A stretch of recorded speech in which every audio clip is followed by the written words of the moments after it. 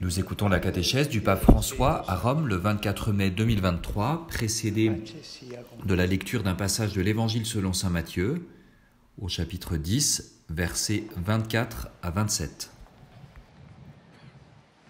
De l'Évangile selon saint Matthieu. Jésus disait à ses disciples : « Le disciple n'est pas au-dessus de son maître, ni le serviteur au-dessus de son Seigneur. Il suffit que le disciple soit comme son maître et le serviteur comme son Seigneur. Ce que je vous dis dans les ténèbres, dites-le en pleine lumière. Ce que vous entendez au creux de l'oreille, proclamez-le sur les toits. » Parole du Seigneur.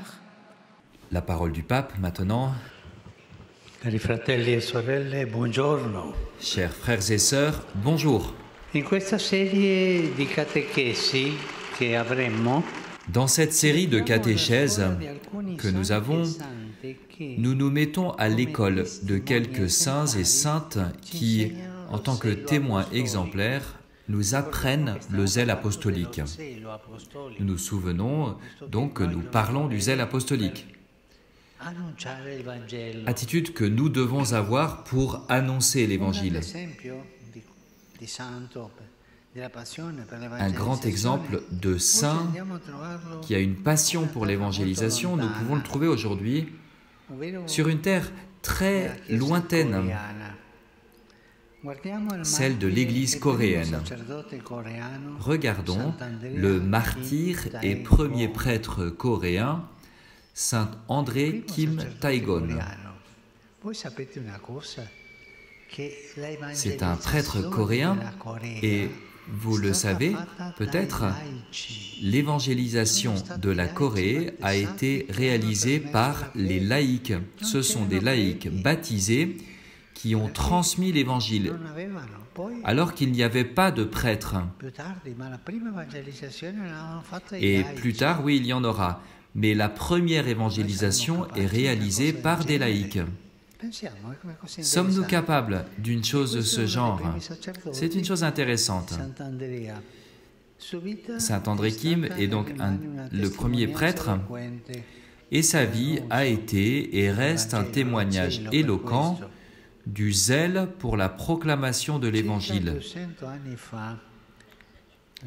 Il y a près de 200 ans, la terre coréenne a été le théâtre d'une très grave persécution contre la foi chrétienne. Les chrétiens étaient persécutés et anéantis.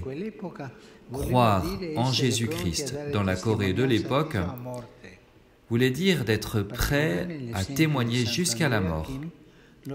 Et nous pouvons le voir en particulier dans l'exemple de saint André Kim et voir deux dimensions de sa vie. Le premier aspect, c'est la manière qu'il devait suivre pour rencontrer les fidèles. Compte tenu du contexte très intimidant, le saint a été contraint de s'approcher des chrétiens d'une forme non évidente et toujours en présence d'autres personnes, comme s'il parlait de la météo. Alors, pour identifier l'identité chrétienne de son interlocuteur, saint André faisait la chose suivante. Tout d'abord, il y avait un signe de reconnaissance préalablement convenu. Tu vas rencontrer tel chrétien et il aura tel signe sur ses vêtements, sur la main. Puis, il posait subrepticement la question à voix basse : « Es-tu un disciple de Jésus ?» Et puisque d'autres personnes assistaient à la conversation, le saint devait parler à voix basse, en ne prononçant que quelques mots les plus essentiels. Et ainsi, pour André Kim, l'expression qui résumait toute l'identité du chrétien était « disciple de Jésus ». Es-tu un disciple de Jésus ? À voix basse parce que c'était dangereux. Il était interdit d'être chrétien à cet endroit. En effet, être disciple du Seigneur veut dire le suivre, suivre son chemin.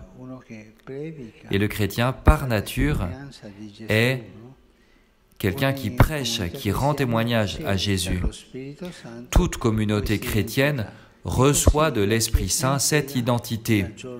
Et ainsi, l'Église entière depuis le jour de la Pentecôte. C'est l'Esprit Saint que nous recevons, c'est de l'Esprit Saint que nous recevons la passion de l'évangélisation, le zèle. C'est un don de l'Esprit Saint, un don qu'il nous fait. Et même si le contexte environnant n'est pas favorable, comme le contexte coréen au moment de Saint André Kim, alors cette évangélisation a encore plus de valeur. Saint André Kim et les autres fidèles coréens ont montré que le témoignage de l'Évangile donné à temps et à contre-temps et en temps de persécution peut porter beaucoup de fruits pour la foi. Voyons maintenant un deuxième exemple concret de comportement.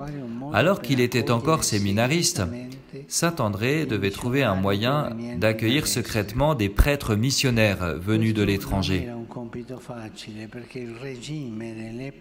Cela n'était pas tâche facile, car le régime de l'époque interdisait strictement à tout étranger d'entrer sur le territoire.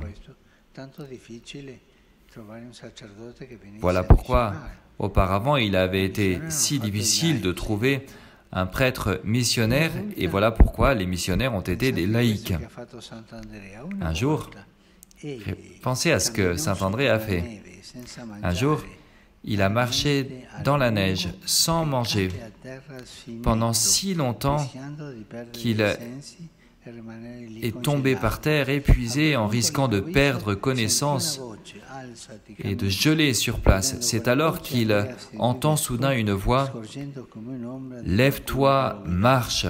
Et en entendant cette voix, André se redresse, distinguant presque l'ombre de quelqu'un qui le guidait. Cette expérience du grand témoin coréen nous fait comprendre un aspect très important du zèle apostolique. Il s'agit du courage de se relever quand on tombe. Même les saints peuvent tomber. Dès les premiers temps, pensez à Saint Pierre, grand pécheur. Il a fait un grand péché, mais il a eu la force, la confiance dans la miséricorde de Dieu et il s'est relevé. Nous le voyons aussi chez Saint André Kim, tombé physiquement, mais il a eu la force de continuer à marcher pour porter de l'avant ce message.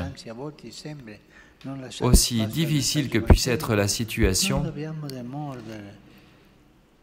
qui semble parfois ne pas laisser de place au message de l'Évangile, nous ne devons pas lâcher prise et nous ne devons pas renoncer à poursuivre ce qui est essentiel dans notre vie chrétienne, l'évangélisation. Voilà le chemin. Chacun de nous peut penser, mais moi, comment puis-je évangéliser? Pense à ta petitesse, pense à ton petit cercle environnant, tes amis, ta famille, parle de Jésus, évangélise d'un cœur plein de joie, plein de force. Et c'est l'Esprit Saint qui nous donne tout cela. Préparons-nous à recevoir l'Esprit Saint à la Pentecôte et demandons-lui cette grâce, la grâce du courage apostolique, la grâce d'évangéliser, la grâce de porter toujours de l'avant le message de Jésus. Merci.